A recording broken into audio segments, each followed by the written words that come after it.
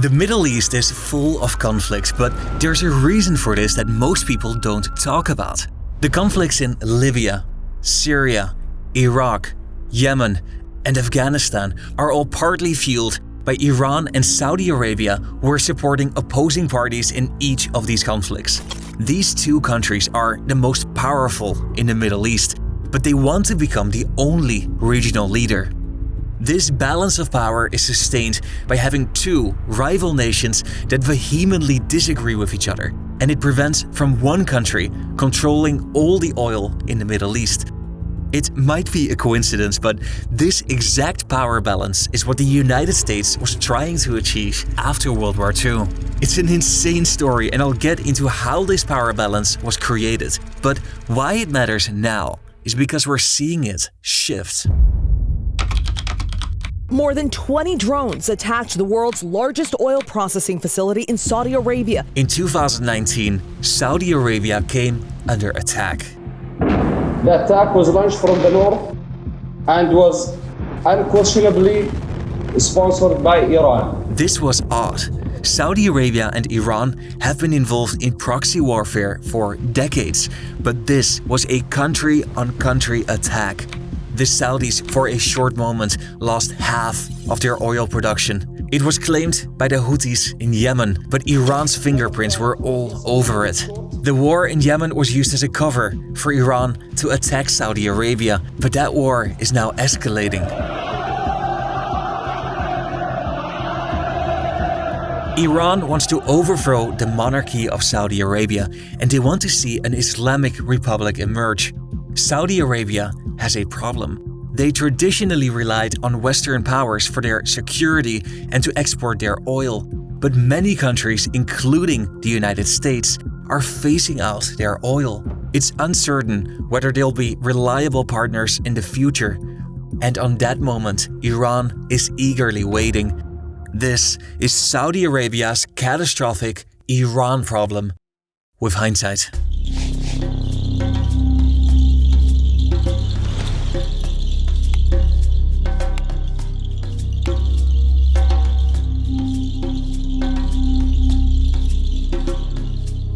The Kingdom of Saudi Arabia was formed in 1932 by King Abdulaziz, who united the four regions into a single state.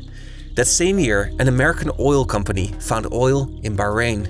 This heightened interest in the region. Saudi Arabia was then inhabited mostly by nomadic tribes. Their economy depended on tourism revenue from pilgrimages to Mecca, but it was the 1930s, the start of the Great Depression. The yearly number of pilgrimages fell from 100,000 to just 40,000, and the country was in crisis. The Americans struck a deal with the Saudis and started looking for oil. It took a couple of years and many unsuccessful attempts, until they started drilling in the Al-Hassa region. They didn't just find oil, they found by far the largest oil field in the world. This changed everything for the Saudis. The discovery of oil changed the physical, human, and political geography of Saudi Arabia and the Middle East. King Abdulaziz in 1945 met with US President Franklin D. Roosevelt on a Navy ship in the Suez Canal. They made a historic handshake agreement whereby Saudi Arabia would supply oil to the United States in exchange for military protection. This agreement is still in effect today. Saudi Arabia has about 16% of the world's total oil production. It's the world's second largest oil producer after the United States, but it's by far the largest exporter. Oil now constitutes 42% of their GDP, but it makes up 19% of their export earnings. In the first decades, Iran and Saudi Arabia had diplomatic ties, but they weren't exactly good friends. But it was after World War II that they really started to grow apart. In Iran, it was an exciting period. Their prime minister gained popular support and was trying to break the shackles of colonialism. He was trying to nationalize their oil industry. This would be catastrophic for the United Kingdom, and the US also didn't like these developments. They feared that this man might bow to Soviet influence. During the Cold War, they had a way of dealing with such problems. In 1953, with help from the UK and the US, the Prime Minister of Iran was overthrown and the Shah strengthened its position. He would become an important ally to the West in the Cold War against the Soviet Union. These were positive developments for Western countries, who now were key strategic partners of the two most powerful countries in the Middle East. But even better, these countries did not like each other, and that gave them a lot of power. The Shah of Iran famously urged the King of Saudi Arabia to modernize, saying, "Otherwise, I cannot guarantee you will stay on your throne." The King of Saudi Arabia responded to this by saying, "Remember, you are not the Shah of France. Your population is 90% Muslim. Please don't forget that." Saudi Arabia and Iran are fundamentally different from each other and were both seeking regional hegemony. This competition is exactly what the United States was aiming for. Their policy was not to let any country become so powerful that it could control the region's oil supply. They viewed Saudi Arabia and Iran as the twin pillars of regional security. This policy was called dual containment. Today, that power balance still exists. Take oil prices. Saudi Arabia has a lot of oil and a small population. They think long-term, meaning that they benefit from moderate prices. Iran, on the other hand, has a large population and many immediate concerns. They are thinking short-term and they want higher prices. Besides oil prices, they also think differently about Israel, politics, religion, and their relationship with the West. The first major shift in power came in the 1970s. In 1973, the Yom Kippur War in Israel changed the Saudis' position. Saudi Arabia criticized the support of the West during this war, and they led a coalition of oil-producing countries to stop exporting oil to those countries who had supported Israel. This was the start of the 1973 oil crisis. Up to that point, Saudi Arabia was receiving a 50% share of net oil revenues, but they wanted a complete overhaul for Mid-East oil. They acquired a 25% participation interest in Aramco, but they wanted more. Saudis joined the board of Aramco and later acquired a 51% stake in the company.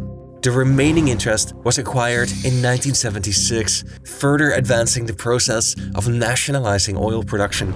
Saudi Arabia emerged more confident from the oil crisis. It was their first major display as a regional leader, and they had acquired a taste. The 1960s and 70s weren't without any problems at all, but this was still their friendliest in history. But then came perhaps the most important turning point in this story. In 1979, the Shah of Iran had been in power for decades. In many segments of society, the frustration with the regime's repression, reforms, and close association with the United States was coming to a boiling point. And Ayatollah Khomeini emerged as a prominent figure in the opposition. That year, the Shah was overthrown and the Islamic Republic of Iran was established. This was felt throughout the Arab world. The new leaders of Iran called for the overthrow of kings and to follow their lead in establishing republics. Many countries in the Gulf were deeply concerned by these events, including Iraq, Bahrain, Kuwait, and Saudi Arabia. All but Iraq were monarchies with sizable Shia populations. In eastern Arabia, the minority Shia Muslims began to revolt, resulting in dozens of casualties. But it wasn't successful. The revolution in Iran was still young, and its neighbor Iraq was deeply concerned. Saddam Hussein had just formally assumed power, and within a year, he invaded Iran. This was the start of the Iraq-Iran War. But Iraq only made limited progress. After 2 years of fighting, Iran had virtually regained all lost territory, and within the next 6 years, they were on the offensive. Saudi Arabia pledged $25 billion in aid to Iraq. They had also supported opposing armed groups during the Lebanese Civil War and the Soviet-Afghan War, and they were now starting to fight proxy wars in Afghanistan, Yemen, and Iraq. But in 1990, their relationship made a surprise turn. Iraq invaded Kuwait. This war was condemned by both Saudi Arabia and Iran. Their common stance against Iraq brought the two countries closer together, until 2001.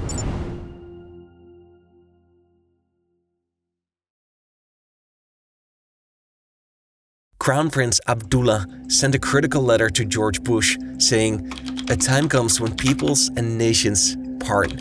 We are at a crossroads. It is time for the United States and Saudi Arabia to look at their separate interests." Then another layer of complexity was added when Iran ramped up its nuclear program. Then during the Arab Spring, Iran and Saudi Arabia fell back in a similar pattern of supporting opposing parties in Bahrain, Libya, Syria, and later in Yemen. In virtually every conflict in the Middle East, these regional superpowers are engaged in proxy warfare.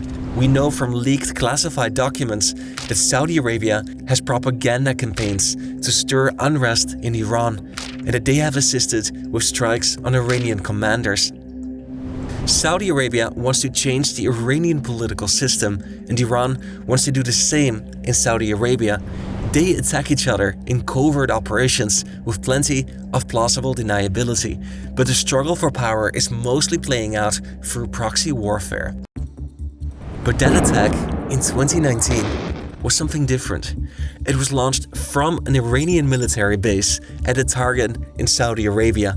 That's a country-on-country attack.